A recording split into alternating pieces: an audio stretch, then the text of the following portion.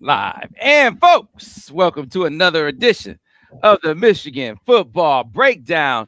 Normally focused on the defense, the Michigan defense with Vance Bedford, but this is a special edition because we are focused on the Ohio State offense with Vance Bedford because it's the Michigan bye week, or we're coming off the Michigan bye week. And so Vance's expert eye has been trained on the scarlet and gray, right? And that's despite Michigan fans being Vance. Michigan fans have been a little, I don't know, I won't call them scared. I won't call them disenchanted, but they have kind of cowered a little bit in the aftermath of Michigan dropping a couple games. And the confidence has dwindled and waned, and they don't want to hear too much about Michigan facing Ohio State at the end of the season. I just remember a time back in 1995. I talked about this in the film study. 1995, 1996. You guys had lost 4 games heading into the matchup with Ohio State. And if I'm not mistaken, Ohio State hadn't lost at all. Number 2 in the nation, Sam. They had 3 first rounders on off, not the defense. They had 3 first round picks on the offense. 3. You with me? The running back, first round pick. Lando Pace, first round pick. Terry Glenn, first round pick. The tight end, first round pick. That's 4. Now, I didn't talk about the defense. They had Sean Springs out there and all those guys out there, and they came in there talking noise, how they going to beat us by 3 touchdowns, just running their mouth. Terry Glenn talk all kind of noise. But you know what? We had a young freshman. His name, he was number 2. His name was Charles, Mr. Woodson right there. Mr. Rose himself. Boy, man, I had a couple passes on when the game was on the line, Sam. When the game was on the line. Freshman Charles Woodson over senior first-round pick Terry Glenn picked his pocket like a 10-year-old kid, baby, who was asleep. I couldn't believe it, boy. I tell you what. Boy, I sure look good today as a football coach. Yeah, I figured out a way, man, for whatever reason or reasons. Earlier in that season, couldn't put it all together. But that one day, y'all figured some stuff out, man. Oh, man. Y'all figured it out. But, Sam, they had this guy named Tim Biakabatuka. Rushed for 313 yards. You know what we did, Sam? We gave him the old George Foreman, that's getting the center of the ring back in old school day, and we just physically he came straight out of Fifth Ward in Houston, Texas. We just throwing haymakers. Bam, bam, bam. They wanted no parts of it, Sam. Hey, it's time for Michigan offense, defense, and special teams starting this weekend. We finna start throwing haymakers. So all you fans that have been on the fence, get off the fence. Let's get behind Amazing Blue, and let's get to rocking and rolling again. Well, I bet you there were fans in 95 and 96 who were saying there's no way Michigan will be able to compete with Ohio State at the end of this season. There's just no way. Not this team I'm watching. Looking like they're out of position here and out of position there. There's no way they're going to be able to put it together in time. Now, there's a lot of season left. Michigan has some things they got to figure out, and a lot of which we go over in this film study, which is dedicated completely to the Buckeyes as promised. Just because Michigan dropped a couple of games and a game they shouldn't have lost to, and look, make no mistake, the Texas game they should have lost. Yes. Texas better team. Texas better team. They shouldn't have lost that game to Washington. No. Should have lost that game. Got some things that they needed to correct. We went over in painstaking fashion some of the things that we've seen plague Michigan this year that we watched show up in the film, this Ohio State film. Like, yeah, Ohio State does that. Yep. Ohio State does that. Ohio State does that. Better than these teams that did it to Michigan. Whole lot better. Because Ohio State, pound for pound, Ohio State best team in the country.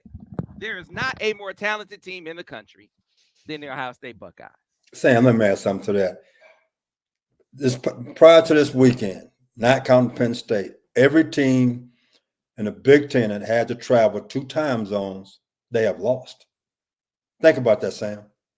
Penn State went out on a Thursday, a day earlier, to play USC and still almost lost. They won the game, but it went down to the very end.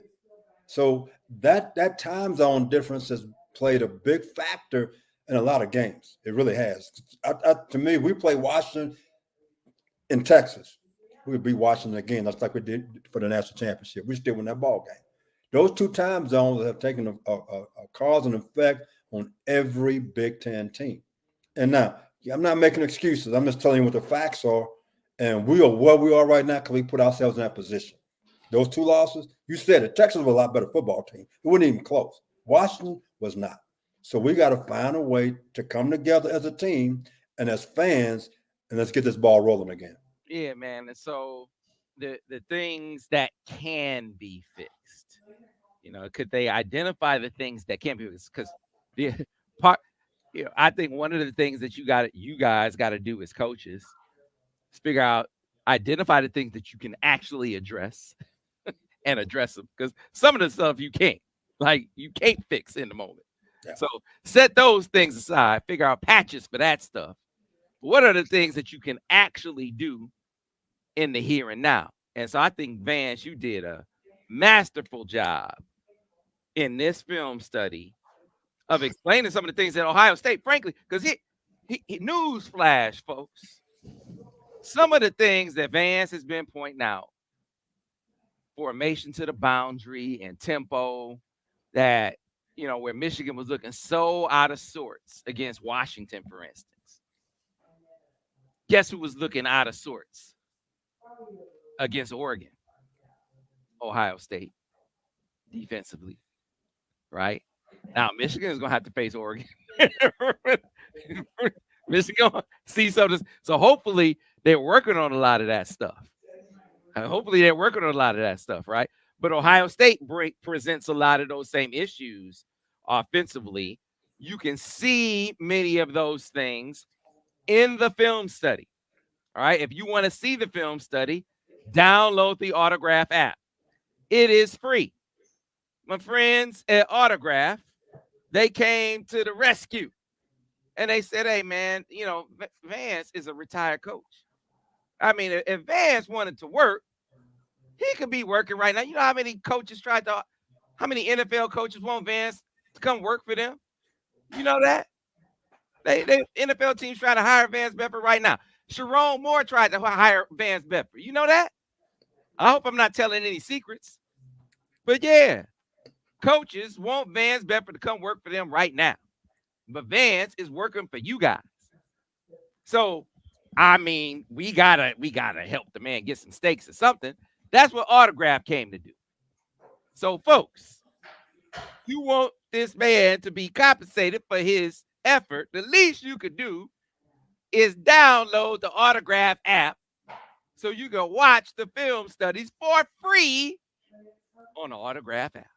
That's all you got to do. Watch the film studies for free on the Autograph app.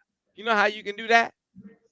All you got to do is scan this QR code that I'm going to put up on the screen. I'll put it up on the screen right now. Very simple and easy to do. It is available right here, right now. Vance said he tried to make it seem like if I can do it, anybody can do it. Vance is actually a genius. He don't want you to know he's a genius. I don't know why. But Vance Bedford is a genius. Scan that QR code. It is available for free on Android and iOS. All right. Now, if you don't like the scan QR codes, I'm learning something new every day. I'm guaranteeing you folks that this QR code is pristine. It is clear. It has not been spoofed.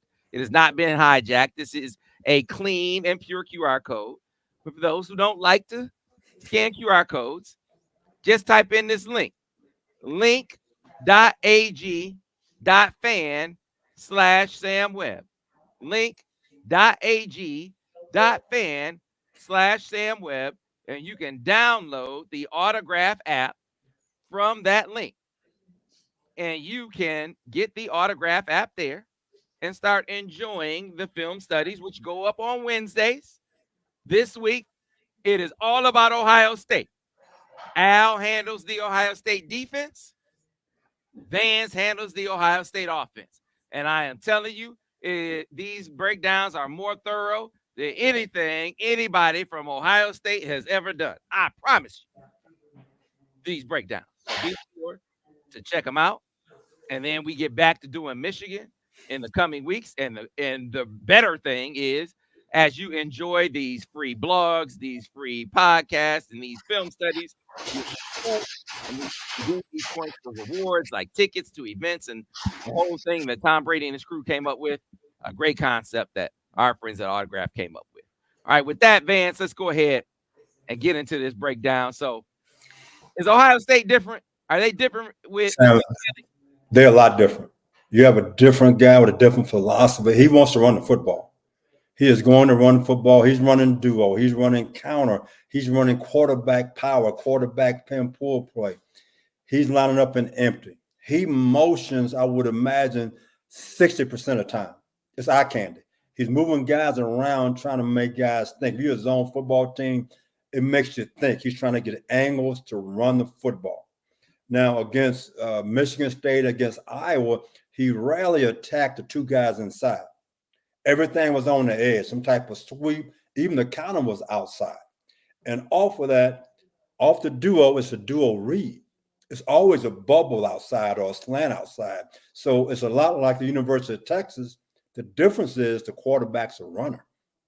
So it's a lot different, Sam. They running the football. Ryan, Pretty Man Day, he wasn't doing that.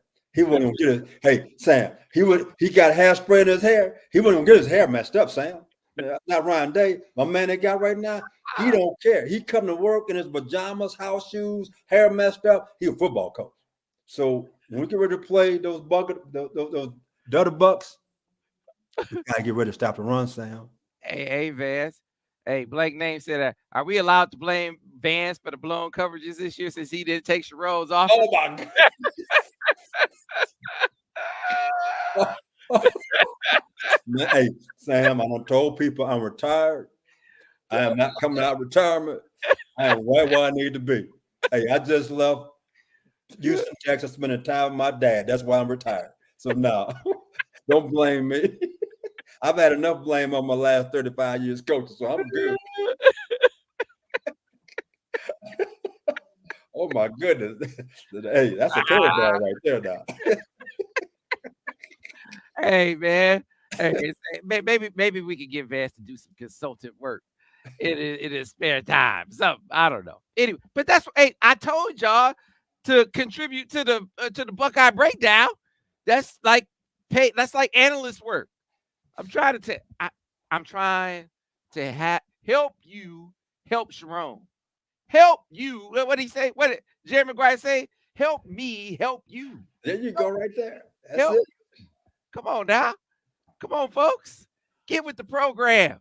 Anyway, uh, you know, running the football. They are running the football for sure, but they have some vulnerabilities.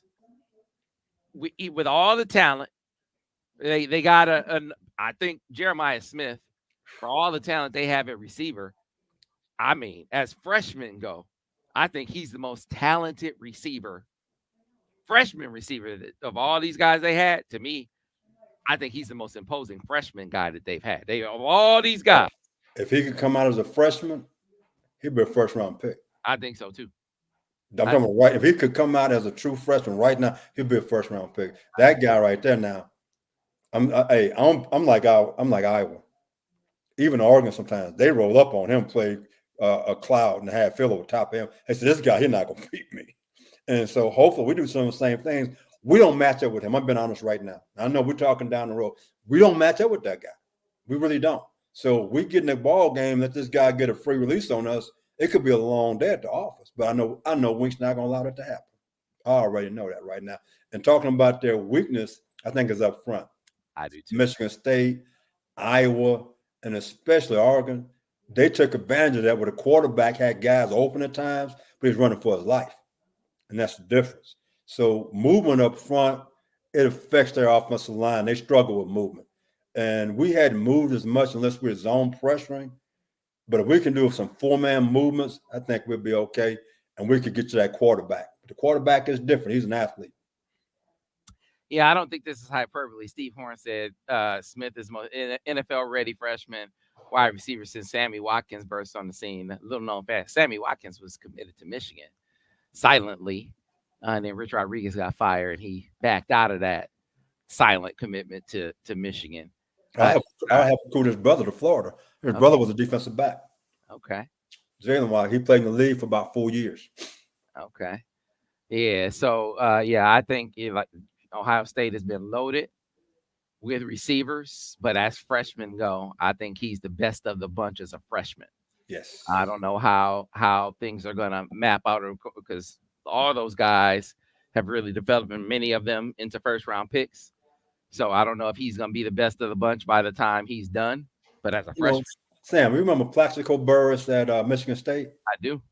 That's what this kid reminds me of, because Plaxico was like 6'5". Mm-hmm. This kid is along those same lines. And if he continues to develop, he will probably be the best receiver come out of Ohio State in years. Yeah, man. Yeah, he's legit. They got 2 running backs who can really get it done. Will Howard is he's a veteran guy. He'll throw it to you, Sam. He'll throw it to us. He'll do that. Hey Sam, he'll lock on. He'll see that little worm. He can't see nothing else. But on top of him, Sam, there's a hawk that he won't even see because he's so focused. And all of a sudden, it's part over with. So he's gonna throw us the ball, Sam. We just got to make sure we make a play and catch the football. That's all we have to do on defense. Yeah, man. But you mentioned the vulnerability, and this is where you mentioned Michigan State. Michigan State, Oregon, they made some plays up front, and this is how Michigan, I think, can really make this more of a game than I think Michigan fans think it can be at this point. Their front, man, your front. If their front can play that game the way they played the USC game, that's how this can be a game. That's how this can be a game. I think, Sam, is this. He will attack our perimeter into the boundary, into the field. Can our nickelback get off the start block? Can our defensive ends keep the ball back inside to our big defensive tackles? That's going to be the key. He's going to attack the perimeter. He does a good job with it with a lot of different formations. He'll line up an empty, motion the guy in the backfield. He's trying to see if you have a empty check. So you get a lot of empty, a lot of FSLs. It's a lot of eye candy trying to confuse you based on what you're doing. And the more you do on defense, the more adjustments you have to make, which means the more mistakes you could possibly make. So cutting back versus a team that does a lot, let's say if you normally have 15 calls, you should only have 10 calls. So you're cutting back a third of what you normally do just for assignment purposes. All right, so we got a question, and it said that this question came from Cut from a Different Cloth. Cut from a Different Cloth said, how do we contribute to the Buckeye breakdown? That is a great question. Here you go. Here you go. This is how you contribute to the Buckeye breakdown. This right here. This is how you contribute to the Buckeye breakdown. You know what? Let me make it more clear. This is how you contribute to the Buckeye breakdown. Right here. This is a link to the PayPal fundraiser, to the Buckeye breakdown, and we are going to. And this is we're going to keep this as a one phase thing, because I know you Wolverine fans right now are not really feeling the confidence. You're not feeling too confident right now. So we're gonna keep this. We're gonna keep this as a one phase thing, and we'll bring it back around. We'll bring it back around if Michigan wins a couple of the games in a row, and if they come back around and really, if they beat Oregon, because this is what Ohio State wasn't able to do. Ohio State's front. I know we're focused on Ohio State offense. Vance, their defensive front, they weren't able to get pressure with 4, Vance. Sam, I read an article this weekend that they have, I guess you could say, a power play. Coach Knowles want to do more stand-up defensive end with a defensive line coach because he had first-round picks, doesn't want to do that. Well, Sam is like that. Your defensive coordinator, we're doing this. Okay? I'm standing this guy up. Okay, you get these other guys right. I was at Texas. We had Malcolm Brown was a first-round pick. Played for the New England Patriots, got a Super Bowl with Tom Brady. I ran 3 down and 4 down because you know what? It gave us the best chance to win. So I didn't care what my D-line coach said. So this is what we're going to do. And these are the reasons why. I don't give this guy a chance to be a great player in a 4 technique and also a 3 technique. So if that is the case, which I don't believe, I read that article. I don't know who wrote it and where they got the information from. I think it's a bunch of BS. But right now, they're having some issues with their front four getting pressure. I know Al probably talked about that. So I think our offensive line, we have a great chance to move the ball on Ohio State on the ground.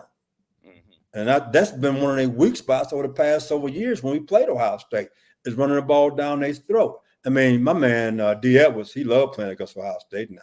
He does. Anytime Ohio State shows up, it's like it's bells and whistles. The ambulances come, the fire trucks come, everybody sitting in the stands, and you hear the bells and whistles. It's DE time. It's DE time. So, baby, come on, DE. It's time, baby. It's time. Yeah, man, that's it. And Oregon was able to run the football, and they made a decision. They said, you know what, we can protect. If you can protect, we can run by these guys. That was the other thing I was shocked by. They were able to run by Ohio State's DBs. So for everything that we talk about, and this was a great lesson, this film study, more broadly than just talking about, talking about the Michigan defense, some of the things that have played a lesson on formation to the boundary and why it's such an issue, for why it's such an adjustment for pro coaches as they're coming down to the college game. Vance did a great job. It was a great lesson. You learn a lot in this film study. You Buckeye fans are going to learn a lot in this film study. It's not just Michigan's defense that was struggling with it. Ohio State's defense struggled a lot with it versus Oregon in this game, Vance. They did. Anytime people go tempo, a lot of times it says trying to make a defense, number one, cut down on the calls they're going to see, and also for the players out there, when things are going fast and you have to think about what you have to do, you have confusion. Now you don't play as aggressively if you had time to sit back, think about alignment and assignment. That's why you go tempo. But for us, with our front four, it don't make a difference. Just let those guys play football sometimes. Let's see if your front four can win the game for you. Do a little movement here and there every once in a while. You know what call we haven't seen a lot of this year, Sam? Rock. Think about how many times you used to call it the previous 3 years. That's a simple defense. You roll into the field 3 zone. You drop a defensive end, different things. So I don't care. You can go as fast as you want. It still works. The assignments are still there. There's certain things you can do. When on first down, they don't go fast on second down, Sam. They don't want to be second. They don't want to be third down at 8 or 9. So therefore, they slow it down and get a better play call in to get to third down immediately. So we go over it in more intricate detail in the film study because people can see the video, they can see your diagrams. So I highly recommend folks watching the film study. But for folks with us here, explain why it's a big adjustment for a pro coach. Because this was a big deal for Mike McDonald.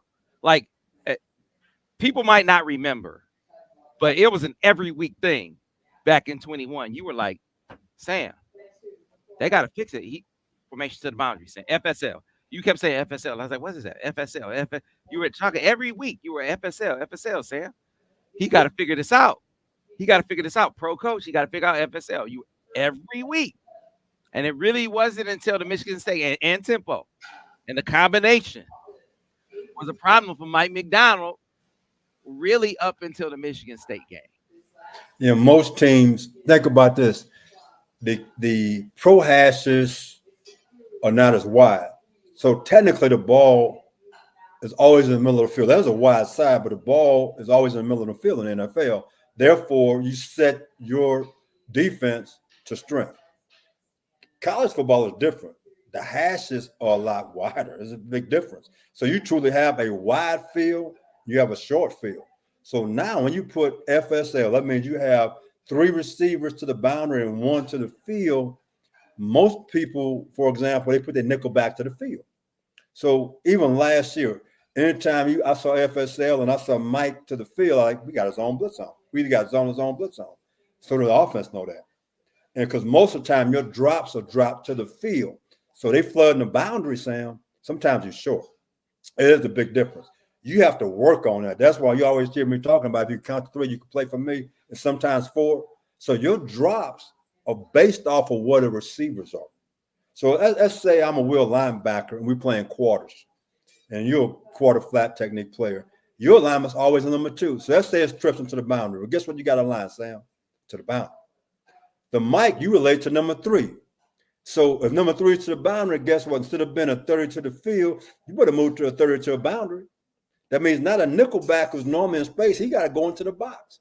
So what they're doing is saying, I'm going to force you. If you're going to be a zone, a field drop team, I'm going to make you put your little guy in the box. Now I'm going to run at him. If you don't, then you're going to be short in the box. Then now I know I got numbers one way or the other.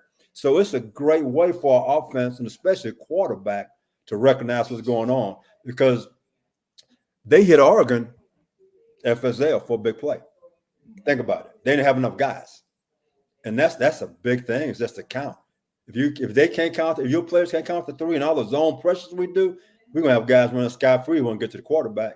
And that's what Oregon and Iowa did for most of the game. The quarterback was running for his life. They had guys running wide open. Had nobody close to anybody a couple of times because of formation to the boundary.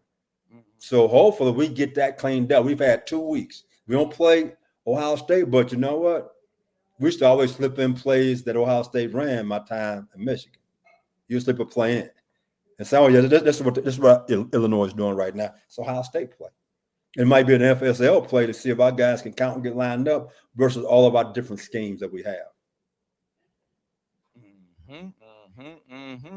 The Vance is the best at explaining this stuff. Sharpen your pencil, students. Oh, my goodness.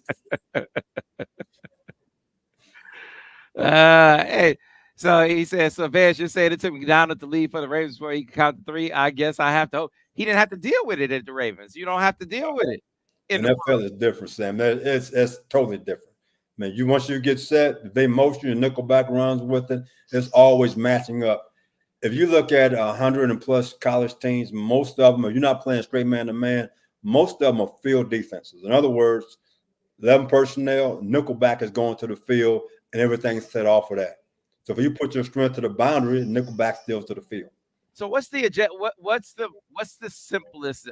I know it's not simple, but what's maybe a basic adjustment?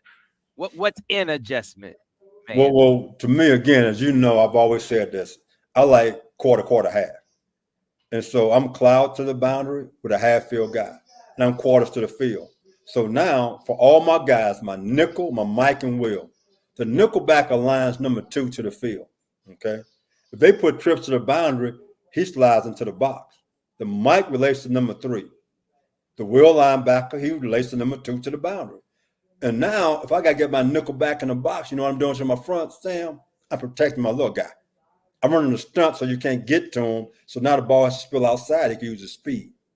And I used to always teach my nickel back to be able to give a call to the defensive line. All you do is give me two. I would teach him 2 calls to give to the defensive lineman and make a twist to protect him. So I'm going to start with that, number 1. The next thing is I'm going to have some simpler zone pressures. Like I say, Rock. Rock is only a 4-man pressure. He's running cover 3, or you can run cover. Jesse started running cover 2 with it. Okay. Mike only ran at cover 3, but Jesse started running cover 2 with it. So there's different things you can do. But again, you have to make major adjustments because now you roll into the field where the corner's a half field guy. So now you're outside. Your defensive man got to drop to the boundary. Your will linebacker has to start walking out. But again, the count is 1, 2, and 3. So I'm teaching that first. Can you count to 3? Just that simple. Your coverage dictates your alignment. Your coverage dictates your alignment.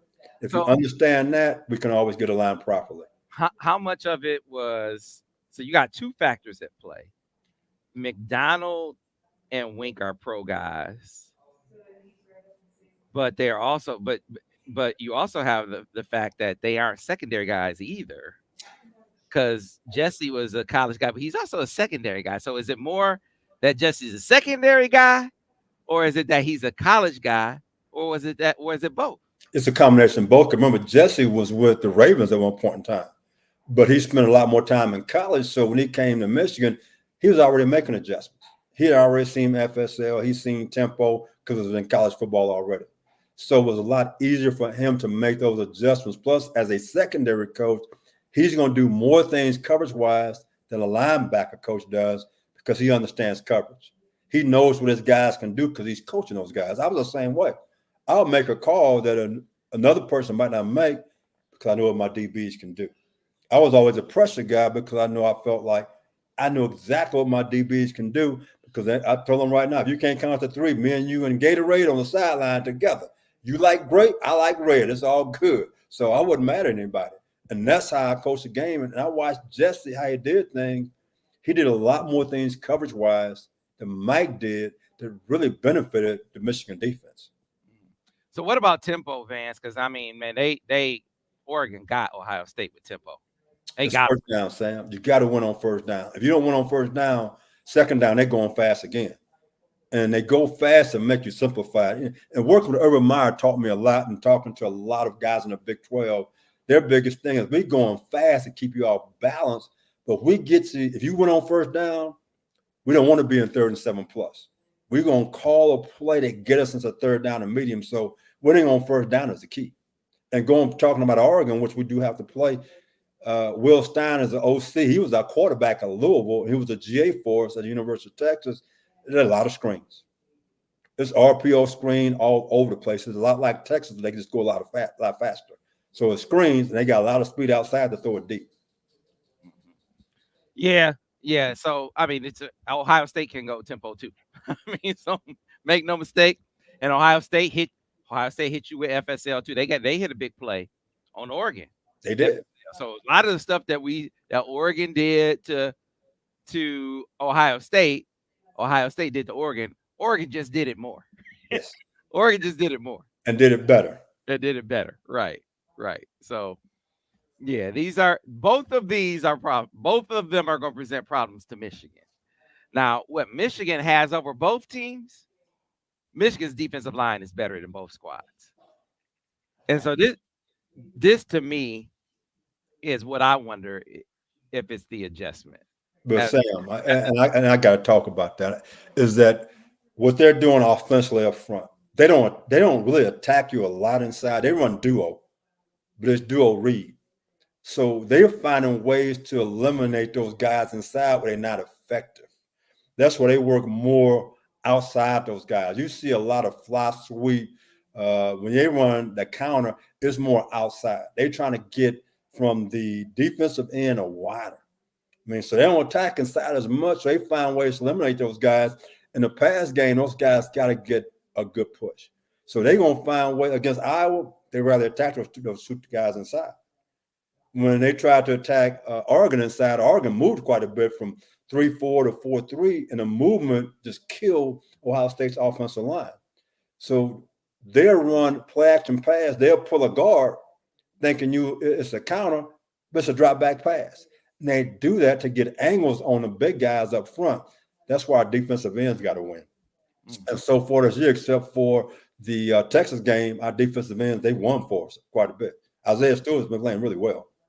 Mm-hmm. Yeah, he's been fantastic. And so that to me, I wonder if that's the answer. If base 4-man pressures. Because I think Wink's, one of his major bone of contention has been this notion that he's blitz crazy. What he'd say is most of my pressures are 4-man pressures, but it's a lot of sim pressures. I wonder if part of the answer for them in the second half of it is going to be more of the front four. So one of the big plays versus Washington, we had a simulated pressure. We run into robber with it. And the robber guys, and I've been saying that prior to that game, his eyes has been bad. I said that about 3 games in a row. His eyes in the wrong spot. They went a guy right down the middle of the field. And his eyes were in the wrong spot. He was a step late, and the safeties were bad. And so, but actually both safeties were bad. Because the nickelback was going to the half field, his eyes were bad. And because of that, it ended up being a big play in a crucial time in the game. So again, it's great to run sim pressures, but when you're doing it with different guys doing different things, it's not the same. Mm-hmm. So therefore, the technique of what each guy is totally different. And so that's where you got to be careful. That's where Jesse was a little bit different He kept as much as he possibly could the same guys doing the same things as much as possible over and over and over again. And that makes a huge difference because how you can't teach it all in practice. If a guy's getting one rep or something in practice, you get in the game and say, why didn't he do it well? We got one rep in practice. Now, if he got 5 reps in practice, then he got a better chance of doing it right in the game. And I'm a firm believer in that. If they do well in practice, you got a chance of doing it well in the game. If I give a guy 1 rep, I don't know. I don't know. The sample size isn't big enough to know that. And I don't know what they're doing in practice. So I'm going to make that perfectly clear. I don't know that. I'm just saying from my perspective as a coach, I was a firm believer in making sure a guy had several reps, so I can evaluate that, make a decision. Should I make this call in the game? Yeah. It's going to be interesting to see the adjustments coming out of the bye week.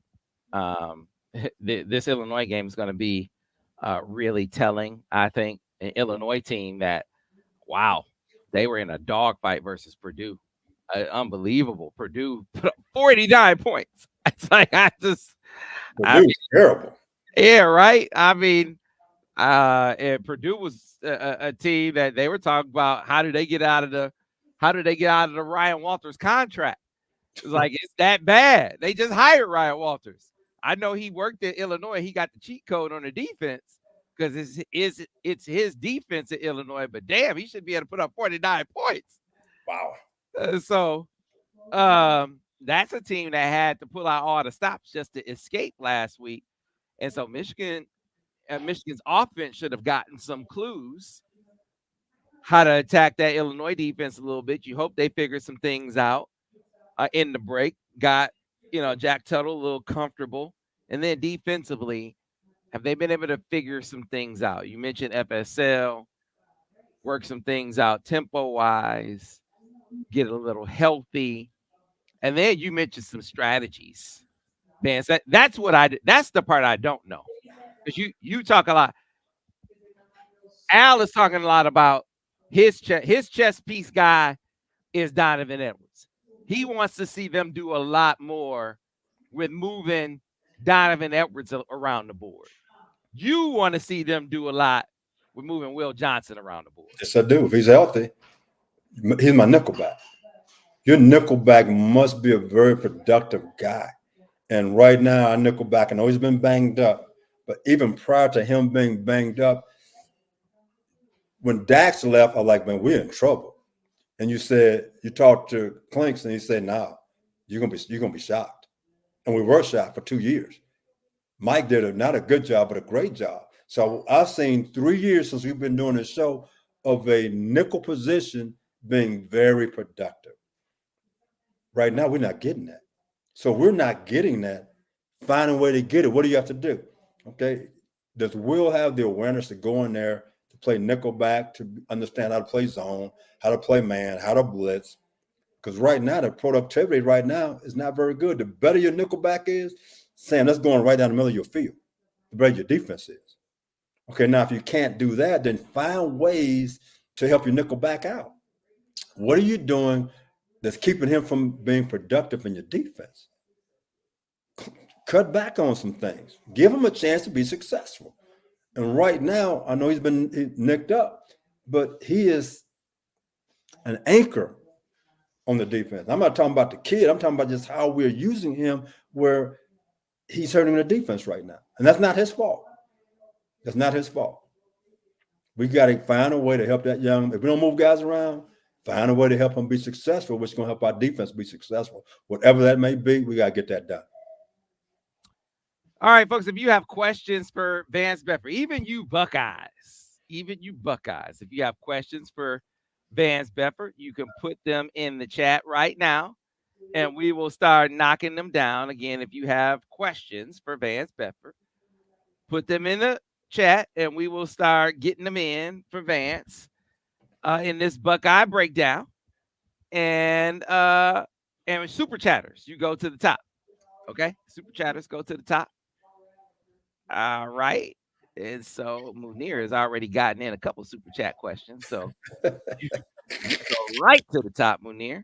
Hold on. If you have questions for Vance, put them in the chat. All right. All right. I meant chat. You guys get the mix. You get the idea. And so we will go to the first one. Oh, Munir just wanted to say thanks. He said, thanks for the Buckeye breakdown. I know it's hard to watch him. Thanks for what you do. He dropped one in there.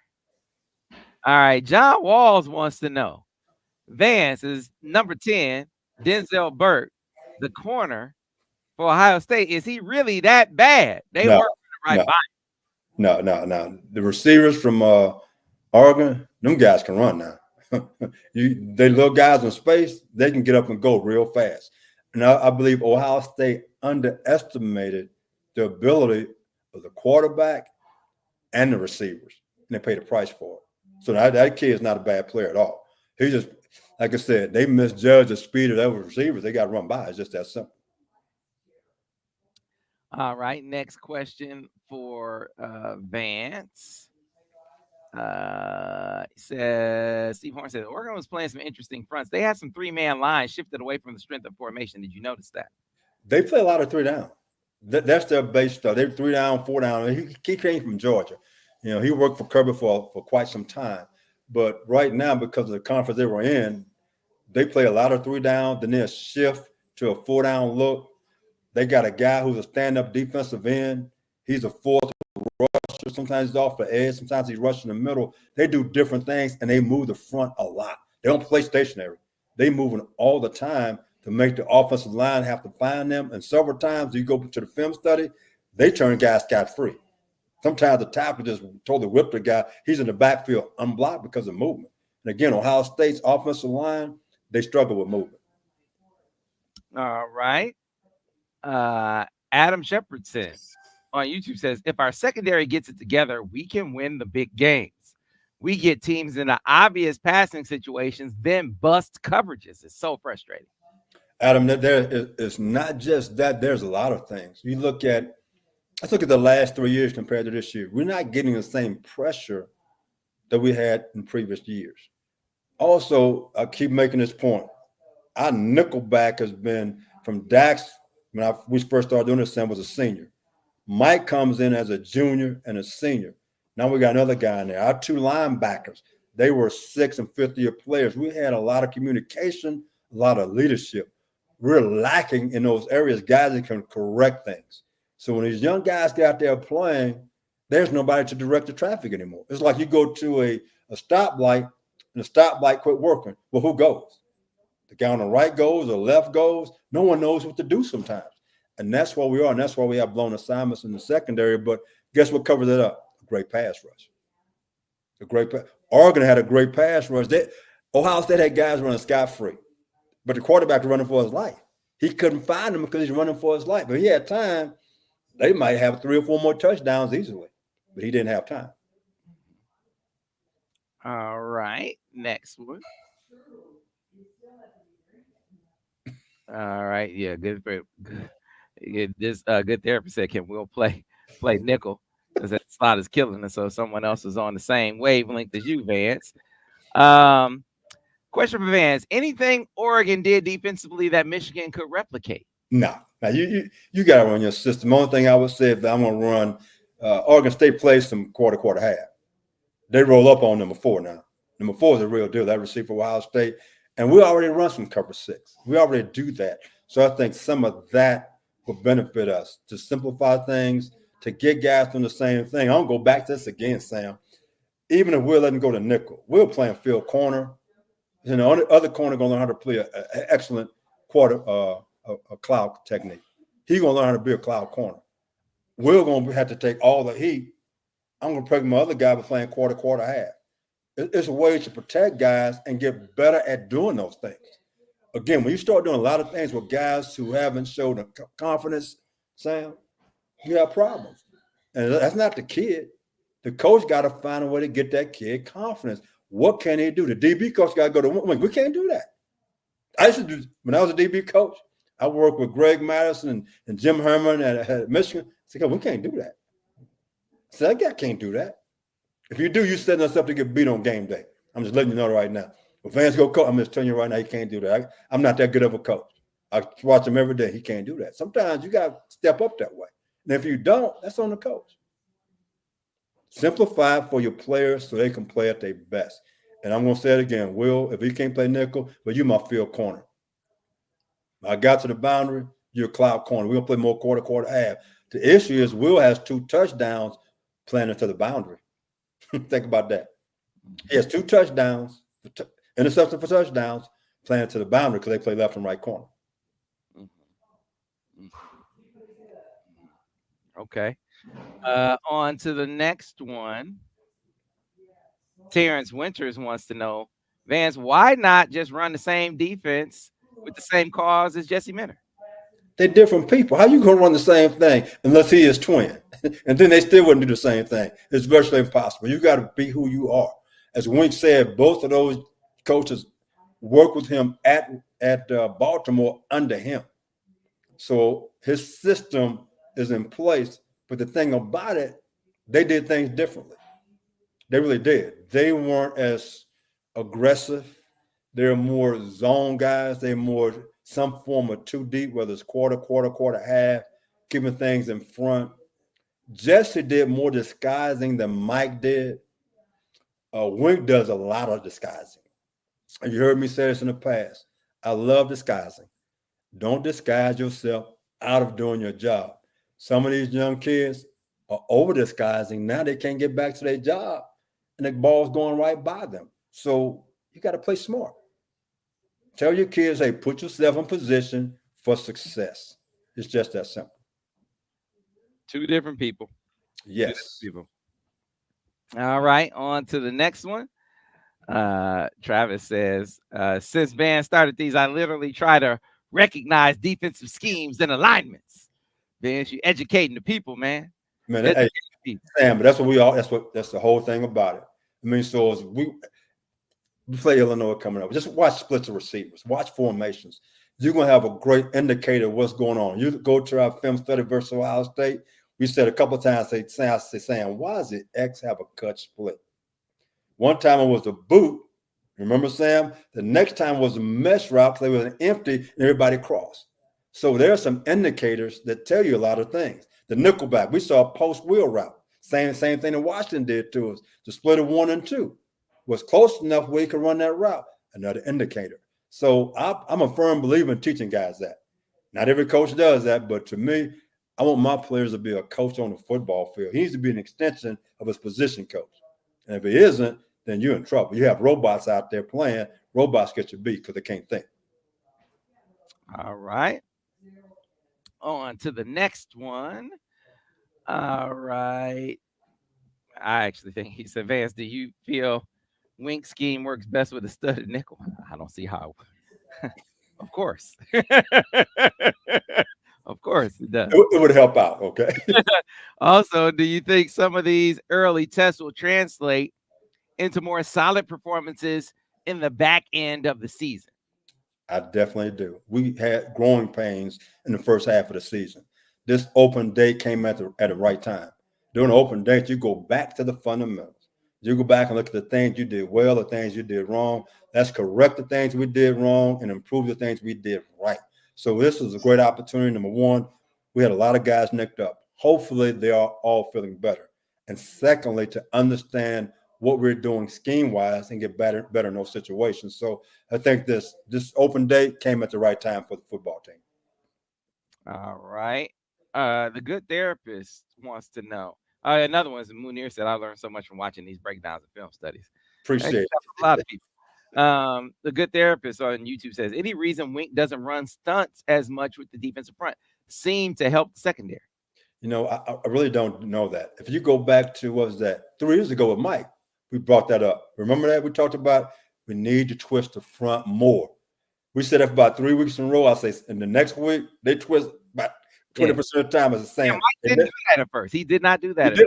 I mean, that's the NFL concept, thought process. A lot of NFL guys, the defensive linemen, they don't like to twist. They want to win one-on-one. They get paid that way. Only time you see twists in the NFL, you see third down and long or second down and long. When people passing the football, it shows up. But there are some great run stunt twists. And As you go back to that year for Mike, he finally started twisting. We started turning guys scot-free. We got more tackle for losses and more sacks. So I think that becomes important because Oregon did a great job of that. All right. On to the next one. Let's see. Let's see. Said Vance, I'm sure Wink knows what worked for Mentor. Why doesn't he do that more in addition to his base stuff? So, kind of a add on to his. So be who he is, but add on some of what Mentor did. He has done some of that. Think about it. We used to use call rock quite a bit. We're not doing as much this year. He's running lightning a little bit more. Also, we're not running cowboy as much. It's a situational type thing. So, and then you go to nickel. Remember, we used to call low defense, Sam, on third down long, where you had the 1, the 3, and the 6 to the same side. We had twists on it. I hadn't seen that one time this year. We should call even, where in third down or second long, we played 2 3s and 2 5s. Haven't seen that this year either. Those are good. But again, those things are really for the front four.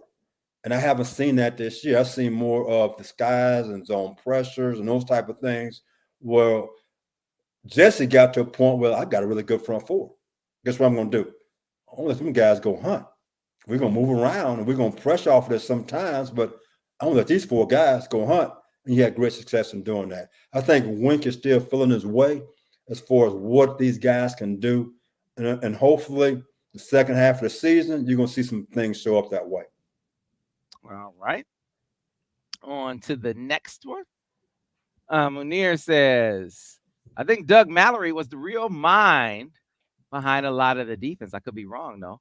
Also, probable personnel or just stubbornness. Look, I think I think you're right. A lot of the coverage adjustments and the coverage variations was Doug Mallory on the back end as an analyst. That's very true. I think Doug would be at practice. The things that you and I do, Sam, he said, man, we have issues here. This is what this guy should be doing. This is where he should be. He was an extra set of eyes that helped Jesse and Klink out. And I think that's a plus. I have no idea what they have right now. But having a guy like that, a veteran guy who had been a coordinator and a long-time secondary coach, helping you with adjustments to see things and make corrections, man, that's huge, Sam. That's huge. And I think that's a very valid point you just made. They miss a guy like Mallory. They really do. All right. On to the next one.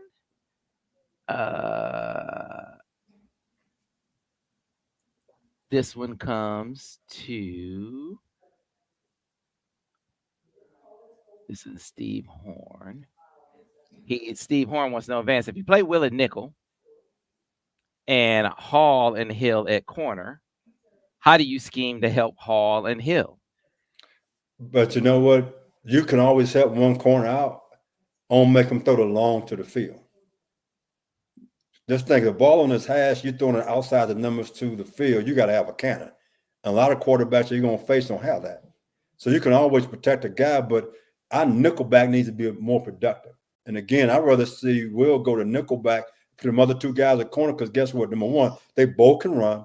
They both are long. They both have good ball skills. And the biggest thing is getting those guys confidence. I think that gives you more ability long-term wise to do more things and make us a better football team right down the middle of the field. Because right down the middle of the field, we are hurting right now, guys. We are hurting right now at that position.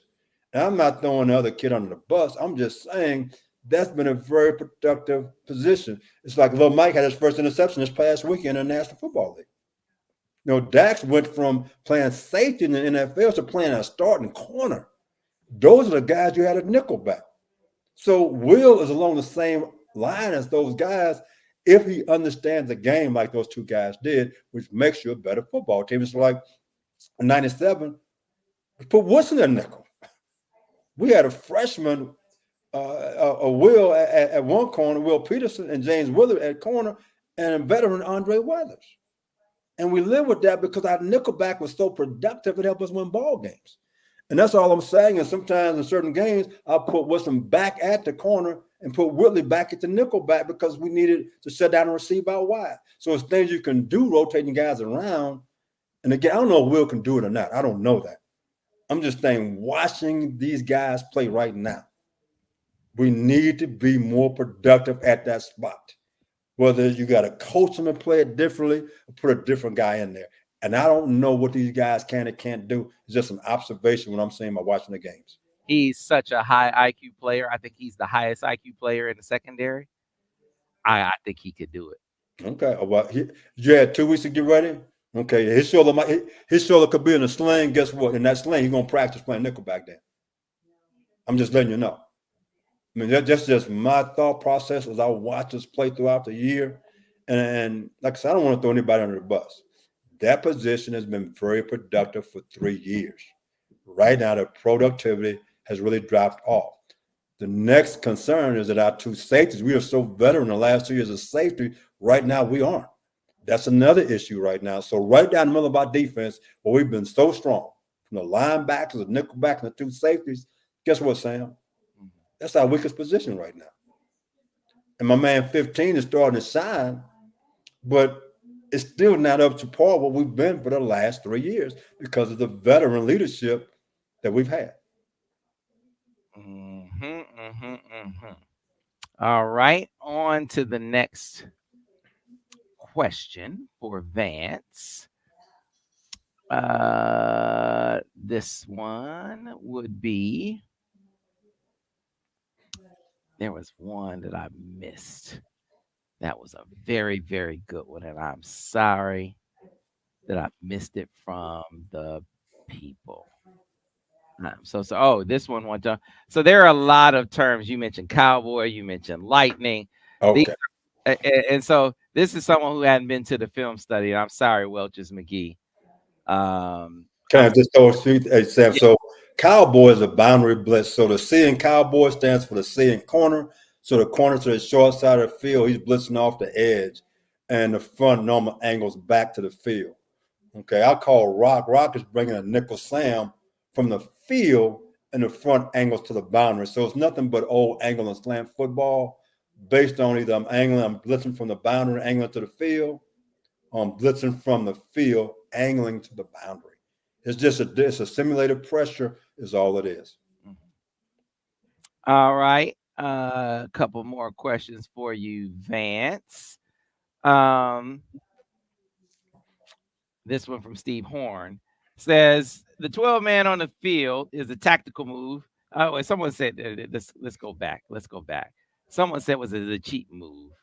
Was it a cheating move? The 12 man on the field penalty that here it is.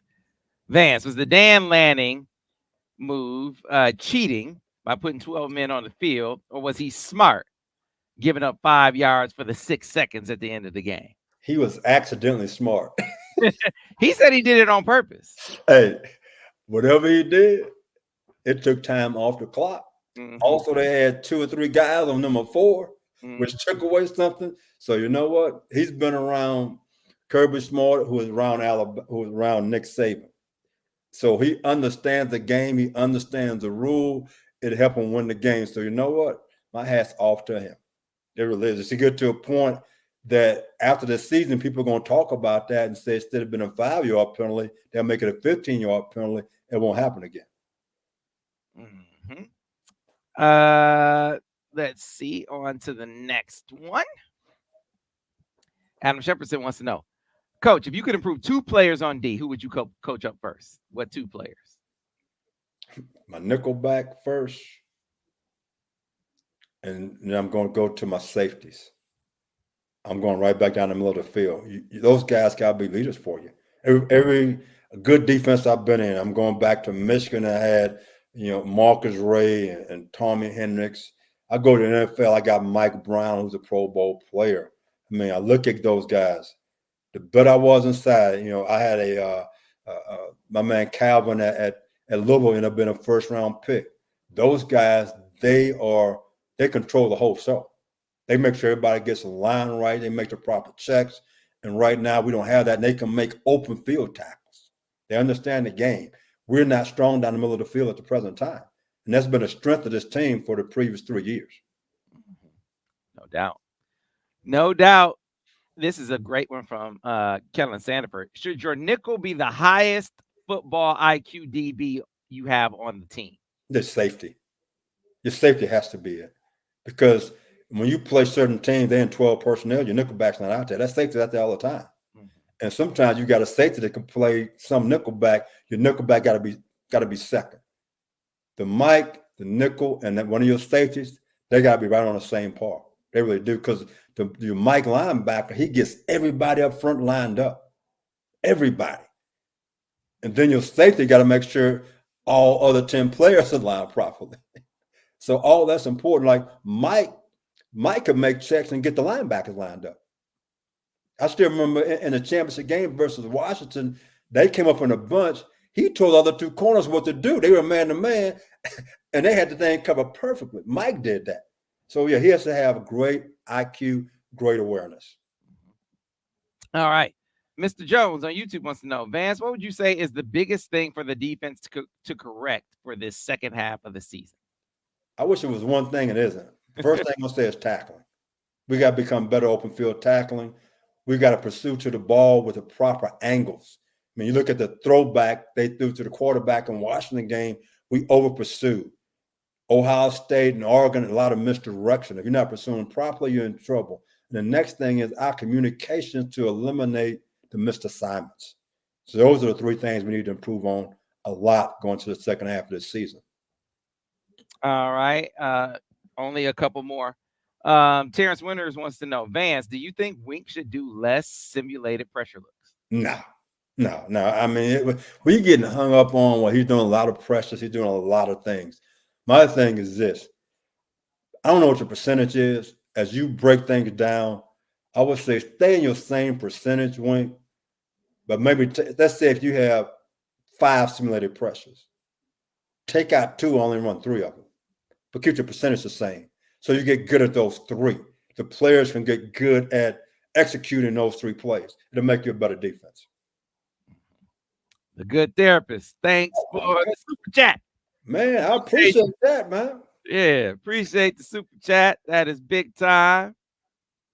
All right, that is big time. Appreciate. Oh, hold on. I got to answer this question. He said, Vance, I brought up pursuit angles last week, and you said I was crazy. The pursuit angles, we over pursue. And on the throwback pass, guys was taking decent angles, but they didn't recognize what was happening to them is the thing I'm talking about. So it's not the angles, it's about where you're going. For example, on a throwback Washington did to us, they had 5 offensive linemen out there. We had nobody out there. Guys are just running to the ball, to where the ball was, and not recognizing what's in front of them. That's what I'm talking about. Recognizing by reading your keys as you go to the ball. The pursuit is great. Angles are good. Over pursuing is means that you're not paying attention to what's going on around you, from reverses to throwbacks, which are difficult to do. But as a defensive lineman, if I'm a defensive lineman, Sam, I got 5 offensive linemen over here. I'm looking around. I'm going with them guys. If they grazing on grass, I'm watering the grass right there with them, bro. So you need some more water, I throw it back to there. I'm going to tackle this guy for no gain. Those are the things I'm talking about. So, no, I get your point. I wanted to answer that question. Good point. I'm glad you brought it up. All right, folks, that's going to have to wrap it up for this edition of the Michigan football film study focused on the defense with Vance Bedford. This week focused on the Ohio State Buckeyes, mostly and definitely the film study is heavy Buckeyes. A lot of diagrams, heavy Buckeye, mostly Ohio State, Oregon, and Ohio State, Iowa. A lot of those games in particular, a lot of film from those games definitely give you a heavy dose of what they do different compared to past seasons, the challenges they're going to present, things that Michigan needs to clean up to get ready. Also gives you a good dose of what to expect from Oregon, too. Oh, yes. Definitely gets you ready for the Ducks as well, and gets you ready for what Michigan needs to correct. Formation to the boundary, tempo. You know, can they get pressure with 4? Can they tighten up? some of their coverage responsibilities, some of their zone coverages in particular. Do they play more man, Vance? You think they'll No, play more man? no, Don't no, don't play no. I'm not going with that, Sam. No. Sam, if they start playing more man, I'm gonna be screaming at my TV. I'm not gonna break my TV because I can't afford a new one. But no. That's not what we are, Sam. I hear you. We start doing that. We think we're giving them big plays. We're asking for a headache. We're asking for a headache, Sam. Don't start looking like these Lions without Aiden Hutchinson. Oh my goodness, man! I heard he had surgery right away too. He had surgery right away Yeah. on his tibia and fibula. They are a heavy man team. They about to be a heavy man team with no pass rush. How's that gonna look? Well, you know what it is. That they getting away with it, but it hurt them when they got to the playoffs. Mm-hmm. They give up a lot of plays, and the problem is their offense score points. Their defense has not been a strength for them at the lines now because all the man and all the blitzing, it gets you in trouble sometimes. Yep. So, folks, if you don't have the Autograph app, get it now. It is free. It is how you can watch the film studies. You get them exclusively. You see Adam Shepardson, he got it. And you get the great thing about not only watching the film studies on the Autograph app, but all of the free fan offerings. So your favorite free podcasts dedicated to Michigan, your favorite free blogs, your favorite other free videos dedicated to Michigan that you might watch. You watch them on the Autograph app or read them on the Autograph app or listen to them on the Autograph app. And guess what? You accrue points. And then later on, you can redeem those points for rewards. That is the great concept that you find on the Autograph app. So download that app right now for free on Autograph. All right. It is available on Android and iOS. So go ahead and get it now. And by scanning this QR code, if you don't like scanning QR codes, all you have to do is type in this link, link.ag.fan/SamWeb, link.ag.fan/SamWeb, and get the app that way and start enjoying the Autograph app and watching the film studies. This film study this week is outstanding. Vance did a great job. So go ahead, support my man Vance, support my man Al, enjoy the film studies. If you want to support the Buckeye Breakdown and all the work that Vance did on the Buckeye Breakdown, then all you got to do is support that by clicking this PayPal link. I'm going to put that up on the screen right now. Put that up on the screen. And this is how you can support the Buckeye Breakdown right there. All right, folks. And then we'll see you next time on the next edition. Sam, can I say something? Sure you can. Hey, Adam shows up every week. I see that picture. Hey, Adam, thanks for your support, for showing up every single week. It means a lot to all of us to have that support. And Jeremy, you had some great questions this week. You've been here other weeks. Again, thank you for your support, and hey, continue to support the Wolverines. Continue to get your friends, thick or thin, back this team up. We're going to get this thing turned around. We're going to finish strong. There you go. We appreciate you guys, and we'll see you next week on the next edition of the Michigan Football Breakdown, focused on the defense with Vance Bedford. Go Blue.